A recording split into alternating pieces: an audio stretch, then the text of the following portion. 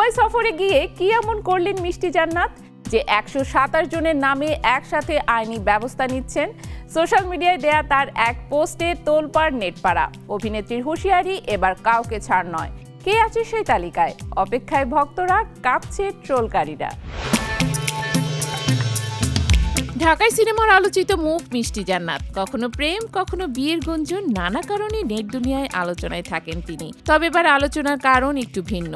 দুবাইয়ে ছুটি কাটাতে গিয়ে হঠাৎ করে সামাজিক যোগাযোগ মাধ্যমে বিদ্রূপের শিকার হয়েছেন তিনি। কেউ বলছেন টিকটক নিয়ে, কেউ বলছেন পোশাক নিয়ে, নানা রকম বাজে মন্তব্যের ঝড়। আর এবার এসব সহ্য না করে সোজা আইনি পথে হাঁটার ঘোষণা দিলেন মিষ্টি। নিজের ফেসবুক পোস্টে জানালেন 127 জন মানুষের বিরুদ্ধে তিনি আইনি ব্যবস্থা নিচ্ছেন। তাদের মধ্যে আছে কন্টেন্ট ক্রিয়েটর, কিছু সাংবাদিক, কিছু পেজ অ্যাডমিন, এমনকি ফেসবুক আর টিকটকের সাধারণ ব্যবহারকারীরাও।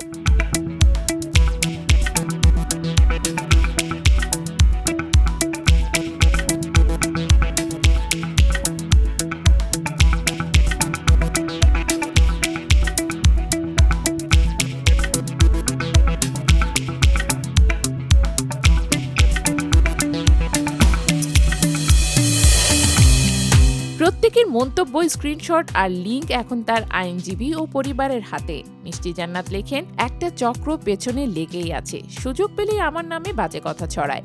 এখন থেকে আর কাউকে ক্ষমা করা যাবে না। 2014 সালে লাভ স্টেশন সিনেমা দিয়ে ঢাকায় সিনেমায় যাত্রা শুরু হয় মিষ্টির। এরপরেই তুই আমার রানী, আমার প্রেম তুমি, চিনি বিবি সহ বেশ কয়েকটি ছবিতে অভিনয় করেন।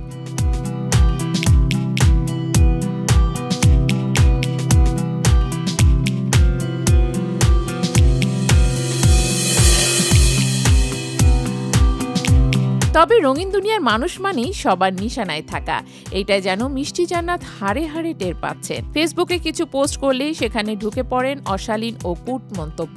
এবার আর চুপ থাকেননি, পরিষ্কার ভাষায় বললেন মানহানি করলে তার জবাব আইনই নেবে। তার এই পোস্টের পর সামাজিক মাধ্যমে মিশ্র প্রতিক্রিয়া দেখা গেছে। কেউ বলছেন অবশেষে কেউ প্রতিবাদ করলো, আবার কেউ বলছেন এই 127 জনের তালিকায় কারা আছেন জানলে মজা হতো।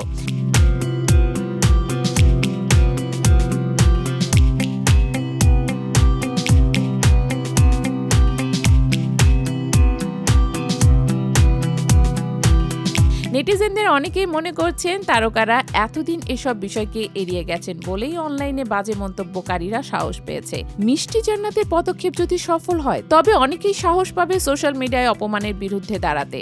সবশেষে মিষ্টি জান্নাত যা বলেছেন সেটাই যেন মূল বার্তা। আমি কাউকে অপমান করিনি, কারো সম্মান নিয়ে খেলিনি, তাহলে আমার সঙ্গে কেন বারবার এমন হচ্ছে? এবার আর ছাড় নেই।